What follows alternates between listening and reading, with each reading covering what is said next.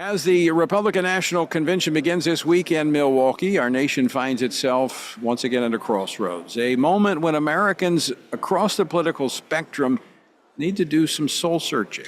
We've been talking about that with the House Speaker. Well, following Saturday's attempted assassination of former President Trump, how should we proceed? All of us, not just the political leadership, but each and every one of us. How should we think about these uncertain times, and what can and should we be doing? Well, join me now to discuss this and more, my good friend Dr. Albert Mohler, president of the Southern Baptist Theological Seminary. He's the author of many books, including Tell Me the Stories of Jesus, The Explosive Power of Jesus' Parables. Dr. Mohler, welcome back to Washington Watch. Great to see you. Yeah, Tony, is always great to be with you. Now, you said that Saturday's evening's events instantly revealed so many massive theological, moral, and essential truths, worldview dimensions. Talk about that.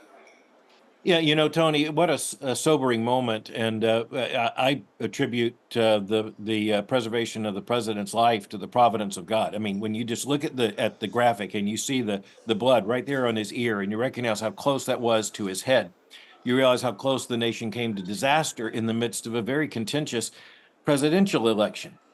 But there's some very interesting things that happened. For instance, everyone spoke of this immediately in terms of good and evil. So all the liberal, progressive, social constructivism, the anti-realism, all the suggestion that it's only conservatives who believe in an objective right and an objective wrong. You'll notice that when something like this happens, all that goes out the window. Everyone believed all of a sudden in objective reality and moral responsibility. I think that tells us a lot.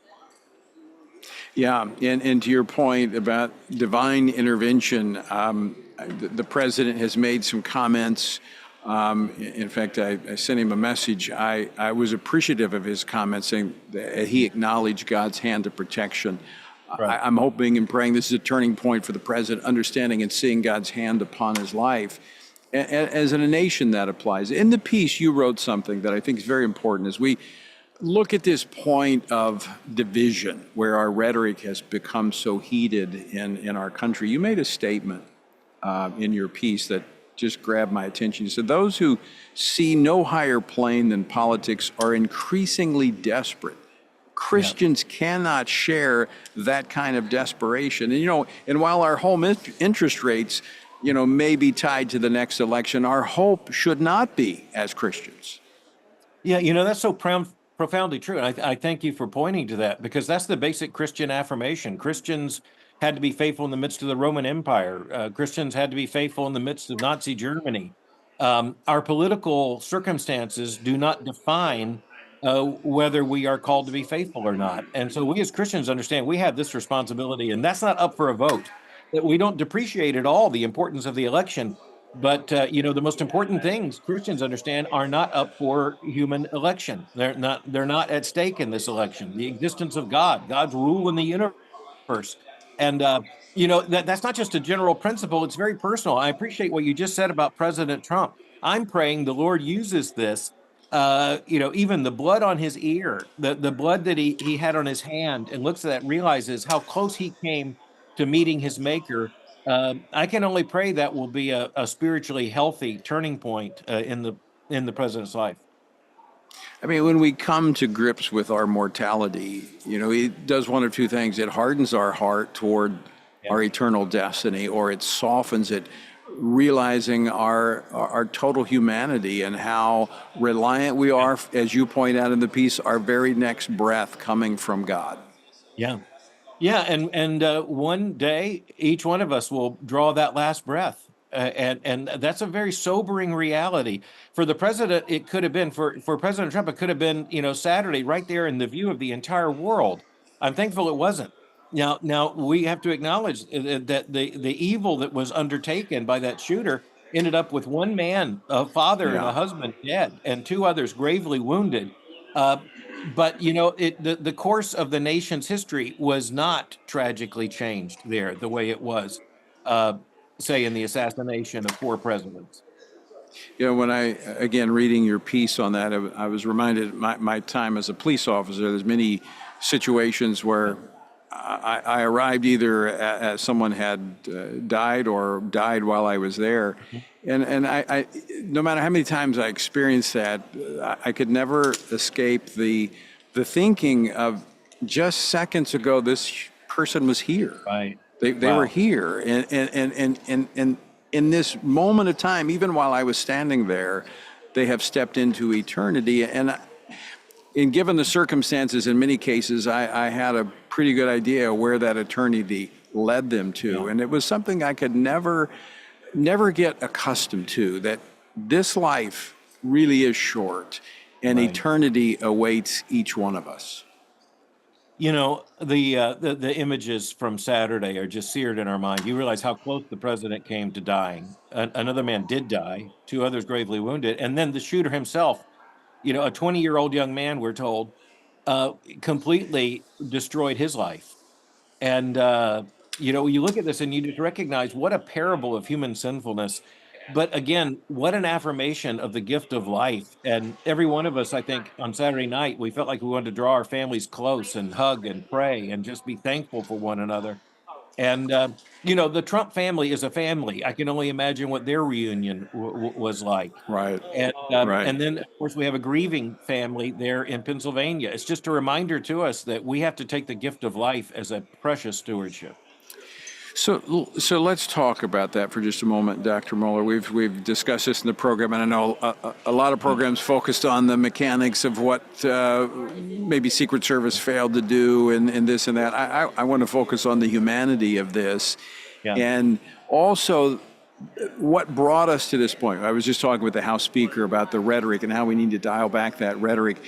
Again, going back to your point that for us as Christians, our hope is not in the next administration. Now, we want it to reflect biblical truth, and we'll do everything we can to make sure that that happens. But we should not be operating out of desperation.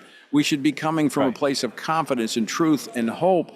So that should mean we should be leading the way and having conversations with those we disagree with, cooling this this anger and angst that's out there in our society today. Yeah, Tony, I thought about something just in terms of what you referenced there. In political campaigns, we use war language. Even the word campaign is war language, and we talk about a political attack. We talk about the strategies, and frankly, the warfare metaphors are just all over. And I mean, even when we talk about a war on drugs or a war on taxes or anything like that. And I think it's a reminder to us that we need to be careful with our language, because there are some people who do not understand the difference between, say, a political campaign and a fighting war. And I don't want to overblow the existence of a large group of people who are susceptible to violence, but it's clear that our accountability is to show that we are a part of a political process. We're a part, yes, of a political contest, but we have to put that into perspective. Right. So let's talk a little kind of practically speaking, Dr. Mohler. Some people are, I think, today are afraid, and I know this is happening in Congress because of social media, that there's actually more friendships across the aisle than people know about. But it's come to the point where people are afraid to be seen with someone of the other political persuasion, because if it gets out on social media, it will light up all of this opposition. And this is where I think we have to realize that we can hold fast to our convictions, the truth. We don't have to compromise that, but we could still have conversations and sit down and get to know other people. I think that's the only way we arrive at understanding and consensus in our society. Yeah, I think that's incredibly well said, Tony. And I want to point out that what you're talking about here is just kind of basic civility. But, we're both Christians, and so we have to put this in the context of evangelism. How in the world are we going to win people to Christ if we never have conversation with, say, non-Christians? And by the way, non-Christians think in non-Christian terms. And we need to be the people who lean into these conversations. I try to model that in my own life, even some of the programming I do. I talk with the people who hold other worldviews and, have a civil conversation. And you know what? I think like the Apostle Paul and like the New Testament church, We want people to winsomely be drawn to Christ, and we want them also winsomely to be drawn to our own convictions. But you can't possibly do that without conversations, and that requires some risk and relationship. Yes, I'm so glad you do that. I was just having a conversation about, when I first arrived at the Family Research Council 21 years ago, I was on MSNBC almost every week with Chris Matthews. I mean, we didn't Yeah. agree, but we were having a debate. There was a time in this country when people on the left and right debated, and oftentimes we would arrive at a consensus. I mean, that's what the legislative process is about, but that's not happening anymore. No, and I think it's a problem. We silo everything. And so I appreciate you mentioning even Chris Matthews and MSNBC. I did that program several times as well. And the thing that made it fun is that Chris Matthews was so liberal, and yet he was genuinely curious about conservatives. And the thing is, Yes. we're almost never surprised on these programs anymore because people know what everyone's going to say. And I can still remember the old Crossfire program and things like that, people watched it because you had a genuine exchange of ideas. I think we're poorer for not doing that. I also think that, to make your point, that would model something, our society really does need to see. Yeah, and it's healthy. It's beneficial. This was one of my big frustrations, and we were going to talk about this last week, and you were speaking at the social conference there in D.C. I was up here in Milwaukee, but the Republican Party Platform Committee, and I don't want to beat a dead horse because I've talked about this a lot, but there was no discussion, no debate. I mean, we Right. complain about being canceled by the left and not hearing Right. out ideas from the right, but now we have the right doing the same thing to its own people. Tony, this is one of the greatest disappointments of this season of my life. And by the way, I want to thank you for the role you played and for the voice you have articulated on this courageously for the cause of life. There's still a distinction between the two parties on the issue of abortion. If nothing else, then Joe Biden and the Democrats are pressing for a federal law that would remove all restrictions on abortion. But I fear for what this means long term for what we really care about in the future of the Republican Party. If everything's just going to be a matter of political transaction, and it's just a matter of calculating, some kind of winning strategy, then honestly, we're going to lose the entire society. And it starts with the most fundamental issue, which is the sanctity of human life. I see this as a tragic retreat, and I have to hope and pray that it's an aberration. But clearly, we understand the challenge before us, even in this party.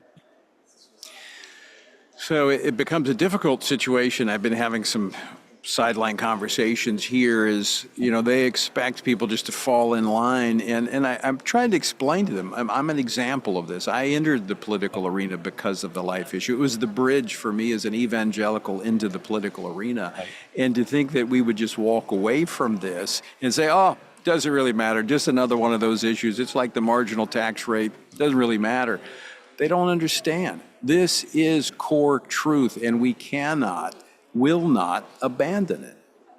Yeah, Tony, I wrote an article last week at World Opinions about the Conservative Party's massive loss. I mean, wipeout in the election on July the 4th in Great Britain. And the point I wanted to make is that they deserved to lose because they had given up conservatism, 20 years ago. If the Republicans do that, they should expect to lose their conservative base because conservative Christians are not committed primarily to a party identification. We are committed primarily to truth, and that fundamental truth begins with the sanctity of human life in the political arena. And so I just want to offer a word of warning. Just look a few days ago at the conservative wipeout in Great Britain and understand that if the Conservative Party is no longer conservative, then guess what? Conservatives don't come out to vote for it. Yeah, and that's a warning that I have been given because I agree with you 100%. Dr. Al Mohler, always great to talk with you. Thanks so much for taking time to join us today. As always, Tony, God bless you. God bless America. Amen.